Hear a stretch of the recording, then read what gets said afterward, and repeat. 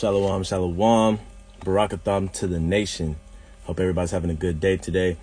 This video is going to be kind of a warning video, an exhortation video, an edification video on hating people. You know what I'm saying? And we have to prepare ourselves to hate.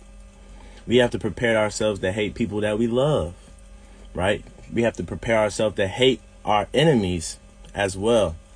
So this video is just, you know what I'm saying, to a video to just get your mind right and prepared to actually hate people, right? So we're going to do kind of like a study on hating in the Bible, all right?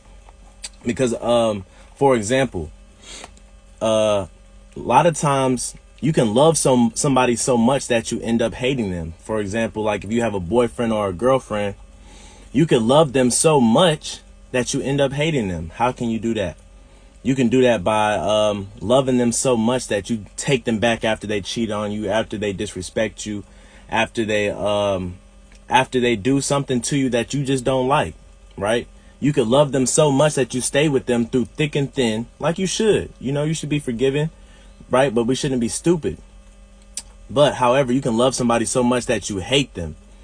What do I mean by that?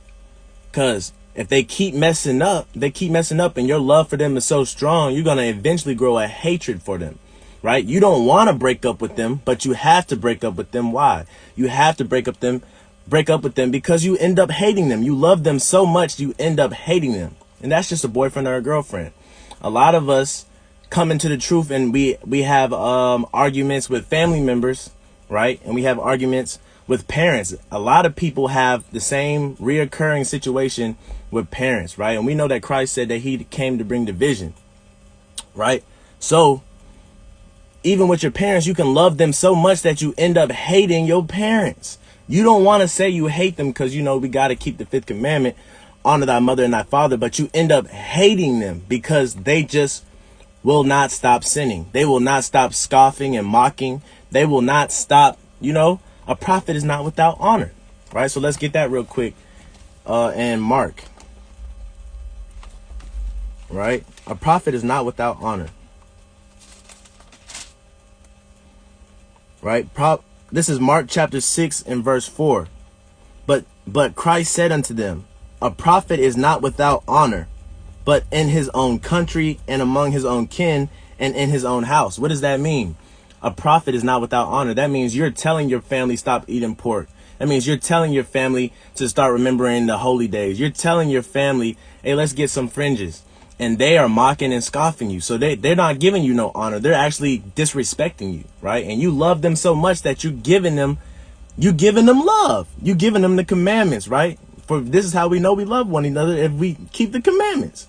So you actually loving them so much that you end up hating them because they are doing the contrary of the commandments, right? They're mocking and they're scoffing. So that's why it says a prophet is not without honor. The Most High is always going to honor you for spreading the truth, spreading knowledge, spreading wisdom. He's always going to honor you, but in his own country, among his own kin, amongst his own family, right? Mom, dad, brother, sister, cousin, and in his own house. Even sometimes a prophet is without honor in his own house, meaning his kids don't even respect him, right? Job said even in his house, his servants and the people in his house, right, did not recognize him, meaning, or his wife didn't recognize his breath, meaning they did not respect him no more.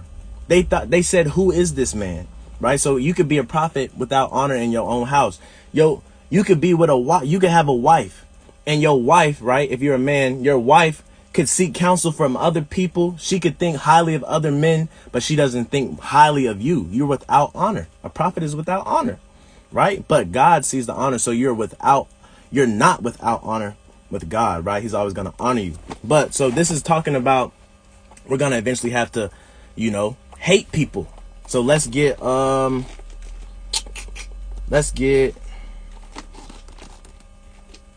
want to say that's in Mark again.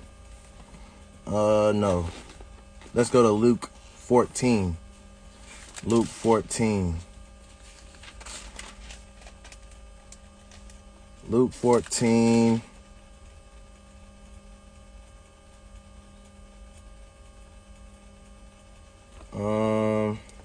I know I put up outline on my watch. 26. Luke 14 and 26. Right? Let's look at this word hate a little deeper, and let's see who we're supposed to end up hating, because he brought division. Luke 14 verse 26. If any man come to me and hate not his father and mother and wife and children and brethren and sisters, yea, and his own life also, he cannot be my disciple. So if you want to be, shalom, shalom. So if you want to be a follower of Christ, if you want to be a follower of the Most High, right, you have to be willing to end up hating the people that's closest to you. So that's why this video I'm making is prepare to hate. We gotta prepare ourselves to hate the ones that we love. So let me read that again. Luke 14 verse 26. If any man come to me and hate not his father, right? He's not telling us to hate them right away. We're all supposed to have long suffering, like it says of the fruits of the spirit. We're supposed to have long suffering, but he's saying be ready to hate them, because I'm bringing division amongst households, right? So if any man come to me and hate not his father and mother and wife and children, if any man come and you're not ready to hate people for my name's sake, right? He's saying you can't be a disciple of him. That means you love the flesh too much. You love the world too much, right? He says, mother, even your wife, even your husband, right? Your mom who birthed you, who nursed you, right? Sisters who you grew up with, talking with every night, talking about boys, talking, you know what I'm saying? Getting help with school, you know, your brothers, your brethren, right? The people you used to hang out with, you know, in the cul-de-sac, you know, stayed out late all night. Sister, yea, and his own life. Even you got to be ready to hate yourself, right? When you're able to hate yourself, that's when humility comes in. That's when being humble comes in, right? You're able to take correction from people. You're able to consider yourself wrong in every situation because you want to find the right way, right? So if you're not even able to hate yourself, you can't be a disciple of the Most High, right? You can't be a disciple of Christ. So let me read that again. Luke 14, verse 26. If any man come to me and hate not his father, meaning if any man come to me and is not ready to hate, if any man come to me and hate not his father and mother and wife and children and brethren and sister, yea, and his own life, also he cannot be my disciple. So we have to be ready to hate them. Why do we have to be ready to hate them? Because they're going to do things contrary to the commandments, and we'll always be contending with them, right? If they're doing something contrary to the commandments. So let's get that. It's a wise proverb. Proverb 28 and Proverb 28 and I think 4. Let me see.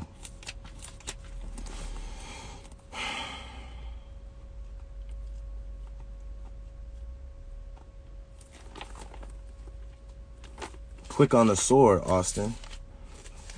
Proverbs 28 verse. All right, Proverbs 28 and verse 4. This is what it reads. They that forsake the law praise the wicked, right?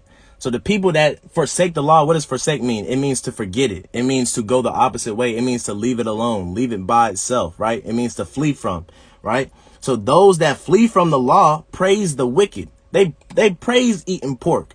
The pastor that's preaching it's okay to eat pork, they praise that, right? The people that forsake the law, what do? They praise Christmas.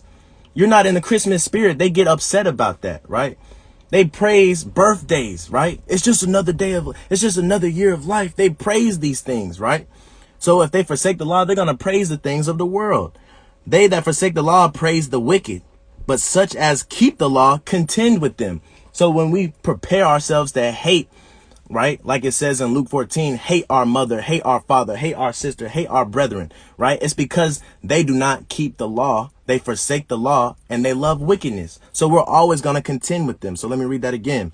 They that forsake the law praise the wicked, but such as keep the law contend with them, right? Contend could just be another word for hate in this instance, right? Because he says we have to be ready to hate them, right? Right? So eventually we become the enemy. We become their enemies, right? So everybody knows we become their enemies for telling them the truth all the time. We know that, right? So let's get that real quick. Galatians 4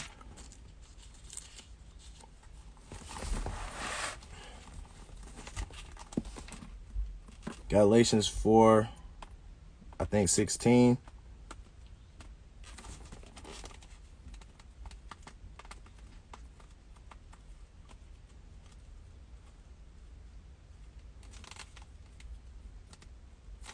Four and 16.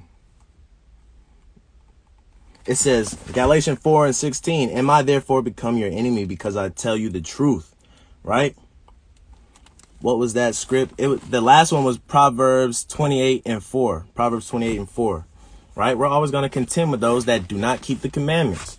Right? So this is why we're always going to contend with them, because they see us as an enemy. And we count them as our enemies too. We're going to get that too in Psalms 139. But first, let's go here real quick. Galatians 4 and verse 16. Am I therefore become your enemy because I tell you the truth?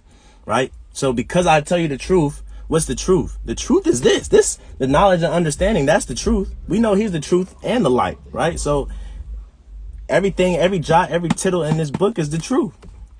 So we know if we given this, right, righteous judgment, righteousness, if we're walking uprightly and we're giving the truth, we become people's enemy now, right? Because they've been living a lie their whole time. They've been spoiled. They've been having an excess of flesh. They've been spoiled. And you know, when you spoil something, it becomes rotten.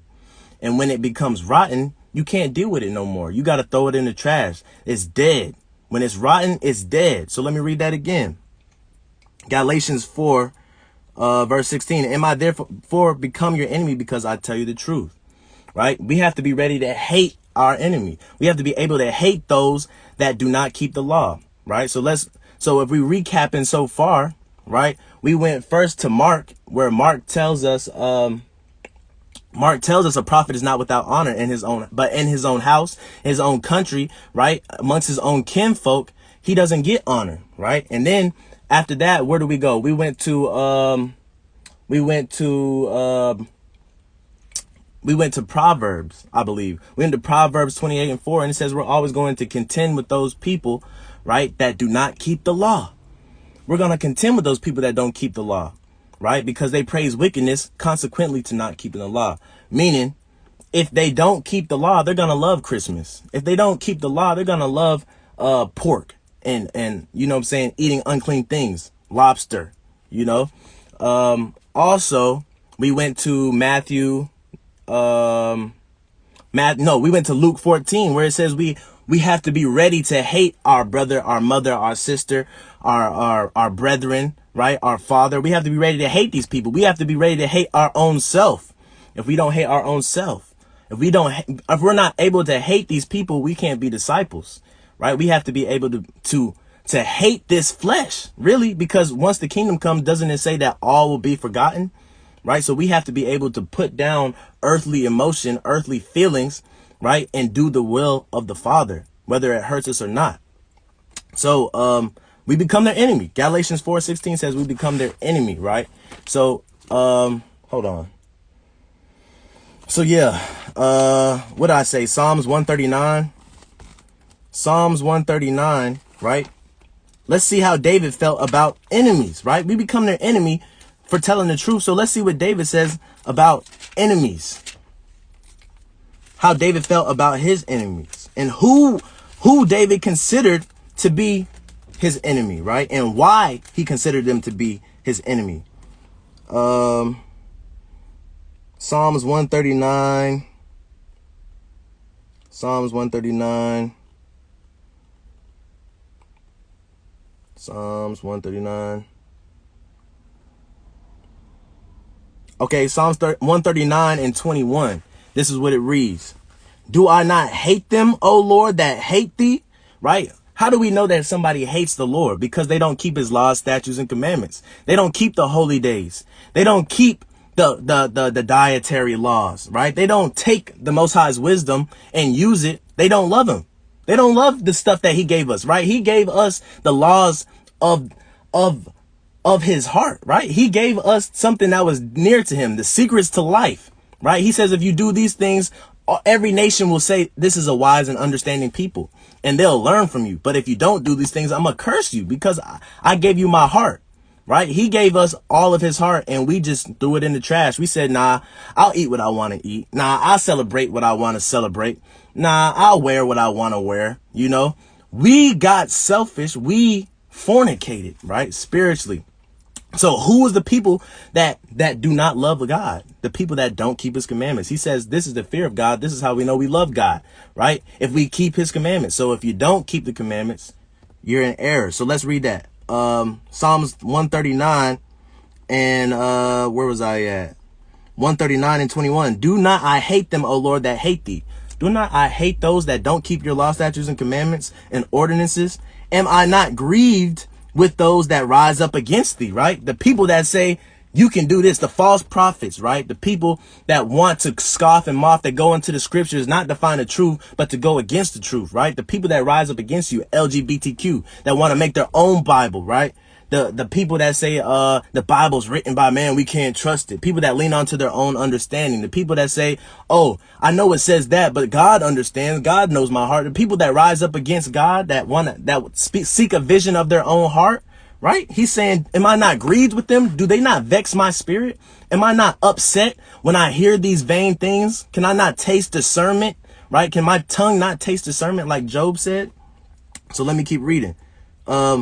Verse 22, I hate them with a perfect hatred. This is how David felt, right? About the people that did not keep God's commandments, the people that hated God, the people that lived how they wanted to live and they didn't seek God in everything that they did, right? He says, I hate them with a perfect hatred. I count them mine enemy, right? So these are our real enemies. These are our real enemies. David said, I count them my enemies. Right. So let me read that from 21 through 22 straight on. Verse 21, Psalms 139, verse 21. Do not I hate them, O Lord, that hate thee? And am I not grieved with those that rise up against thee? Verse 22, I hate them with a perfect hatred. I count them mine enemies. So the people that don't do the law, statutes, commandments, and the ordinances, the people that don't take wisdom out of the book, they want to do their own thing, right? He says they're his enemy. Right. So like we read in Galatians 4 and 16. Right. Do I become your enemy because I tell you the truth? Just because I tell you something is pagan and you can't do it no more. Am I your enemy? Right. Because I'm telling you the truth. You rather live a lie. Should I lie to you? Is that love? No, that's not love. So I hate, just like David, I hate everybody that don't like God, that don't believe in God, that don't keep his commandments, that mock and scoff him, right? I hate them, just like David hate them with a perfect hatred, right? So we have to be prepared to hate those, even if this our own family, right? Like we read in Luke 14, even if it's our own family, we have to be prepared to hate them. That's what the Most High said. That's red letter. That's what Christ said. If you're not ready to hate your mom, dad, brother, sister, your cousin, your teacher, your teammates, your coach, if you're not ready to hate these people, if you're not ready to hate yourself, you cannot follow me because you don't have what it takes, right? Because much tribulation you have to go through to get to the kingdom, right? Plain and simple. Last one, Ecclesiastes. Let's go to Ecclesiastes. Because there's a time for everything, and we all know that, right? We know in the Bible, when you read in the Bible, you see mass slaughter, and we see vast love, right? We know that there's times in the Bible where people had to long suffer and be patient, and we also see in the Bible where things happen in an instant, like Sodom and Gomorrah, right? So there's a time and a place for everything, and there's a season for everything. Right? Some people might say it's basketball season. It's football season. Some people might say it's election season, right? It's time to elect another president. Guess what? It's a different season according to the Bible. And according to the Bible, it's a season, it's a time to hate those that hate God, right? Those are our enemies. According to the Bible, it's time to prepare. It's time to get your house in order. It's time to watch out, blow the trumpet, because war is coming, right? We're living in the end times. We're living in the last days. We have to prepare ourselves for division, even in our family, right? Ecclesiastes 3, we're going to start at verse 1. Ecclesiastes 3, we're going to start at verse 1. To everything there is a season, and a time to every purpose under the heaven, right? We know this. We know that there's winter. We know that there's summer. We know that there's spring, right? We know that there's, it says everything, there's a season and a time to every purpose, right? We know there's a time to have our outside voices like they teach us in grade school. There's a time to roughhouse. There's a time to talk about, to joke and, you know what I'm saying, just talk about folly. There's a time to be serious and talk about the scriptures. It's a time to pray, right? We know there's time to pray. We know there's time to learn, right? We know that there's times underneath the sun. To everything there is a season and a time to every purpose under the heaven. A time to be born and a time to die, right? Everybody's appointed a time to die. We have to die, and then the judgment. It's appointed unto every man. You can't skip. You can't get away from that. If you was born out of a womb, you have to die and go to the earth. You got to, right? It's appointed unto man once to die and then the judgment. So a time to be born and a time to die. A time to plant and a time to pluck up, right? There's a time when farmers know there's a time to reap a harvest and a time to struggle through the harvest, right? You got a bunch of cattle. It's the winter time. You got to take care of that cattle, right? Husbandry. And you got to take care of all that cattle on your land during the wintertime. Make sure none of them die. Make sure that they're all healthy. That's a struggle, right? That's a time period though. But then you reap the benefits in the summertime when you can slay that big calf and get meat out of it and sell it. When you're growing trees and you're growing vegetables and fruit, right? There's a time and a place for everything, right? A time to kill. Wait. A time to okay. And that's spiritually too, right? There's a time to plant and a time to pluck up, right? The Most High said, hey, look, we're spreading seeds as disciples, right? We're spreading seeds. It's a time to spread seed. But there's a famine of the word that's going to come. And when that famine of the word comes, guess what? It's going to be time to pluck up. It's going to be time to take people out of here, right? And we're not talking about a rapture. Right? We're not talking about, and I'm not talking about being beamed up either. I'm talking about enduring tribulation, and all those who are wicked are going to be taken out just like they were in the days of Noah. The people on the ark were saved and everybody else was taken. Right? So let's keep reading. A time to kill and a time to heal. Everybody knows there's a time for war. David got his name because he killed. Right? When Moses was walking the earth, the Most High used his staff to kill a lot of things. To send plagues on a lot of people. There's a time to kill. There's a time to what? Heal. There's also a time where Christ came on the earth and he was healing people. He said, I'm tired of my people dying. I'm tired of my people, right, suffering these curses. I'm tired of my people with sicknesses, illnesses, oppression. I'm coming to heal, and I want to teach my disciples that they can heal as well. It's a time to heal and a time to kill, right? So right now we're in a lost time right now. Right. And right now we're healing as a nation. We're coming back to the Most High. We're remembering ourselves, bethinking ourselves like 1 Kings, chapter 8. Right. We're bethinking ourselves in our land of captivity, like Baruch says. A time to kill and a time to heal, a time to break down and a time to build up. We've been broken down as a people. The curses let you know we've been destroyed. Right. No man can buy us. No man can save us. Deuteronomy 28 tells us this, right? There's a time to break down and a time to build up. You know how many times they had to build up Jerusalem throughout the whole Bible? They kept sinning and it kept getting breaking down, kept getting spoiled, kept getting ravished. And they had to, you know what I'm saying, build the walls back. They had to put the laws back in order. They had to read all the books, right? They really read the books from beginning to end, right? At one sit down. And we can't even read 2 chapters a day. You see what I'm saying? So there's a time to build and it's a time to break down. It's a time to weep and a time to laugh, right? It says better to go to the house of the mourning than to the feast, right? We see Daniel, he didn't go to the feast. He, right, suffered affliction. He was in the house of mourning. When you read the book of Lamentation, what does lament mean? Lament means to cry, mourn, weep, right? Jeremiah was weeping for his people. Jeremiah wrote the book of Lamentations because he saw what was going to happen to our people and he was scared. He was scared for our people, right? There's a time to weep. There's a time to laugh. Look, you can't be in the same mood, the same giddy, ditzy, happy mood every single day if you're a part of the children of Israel. You can't. Because we're constantly being oppressed. We're either in the work field or we're dealing with family issues or we're trying to keep the law when somebody's trying to get us not to. You know what I'm saying? We're constantly in affliction, right? So we're not going to be laughing all the time. There's a time to laugh and a time to weep. Where was I at? a time to mourn and a time to dance. David danced, and David also mourned when his baby was, when the Most High killed his baby. It's a time for everything. A time to cast away stones and a time to gather stones, right? It's a time to gather disciples, inviting people to the marriage, right? There's a wedding going on, in case y'all didn't know, right? It's planned. It's coming up pretty soon. It's going to be at this great venue called the Wilderness, right? And he told us to go bid people to the wedding, right? So we're gathering people to the wedding right now to fill up the pews, right? We want to invite people to the wedding so they can be a part of this great covenant, right? So it's a time to gather, and it's a time to what?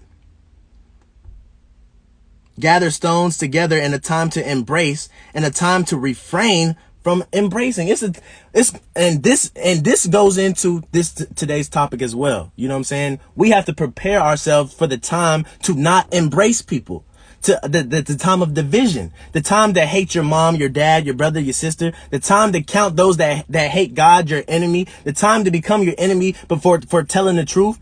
That time is coming. That time is almost here. The famine of the word, it's almost a time, right, where we have to shut people off.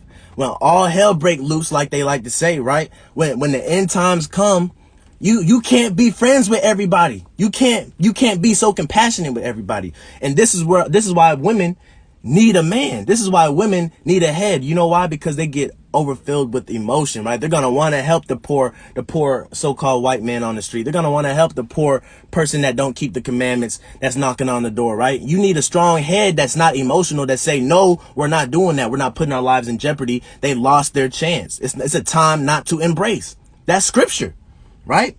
A time to get and a time to lose, a time to keep and a time to cast away, a time to rend and a time to sow, a time to keep silence and a time to speak, right? A time to love and a time to hate. This was the scripture I wanted to get to, right? Prepare yourself to hate. I hate them, right? I titled this, I hate them. And I'm going to put in quotations, prepare yourself for hate. Prepare yourself to hate, right? It says a time to love and a time to hate, a time for war and a time for peace. So we have to be able to be ready. We have to be ready, prepared to hate people. We have to be prepared to hate ourselves, right?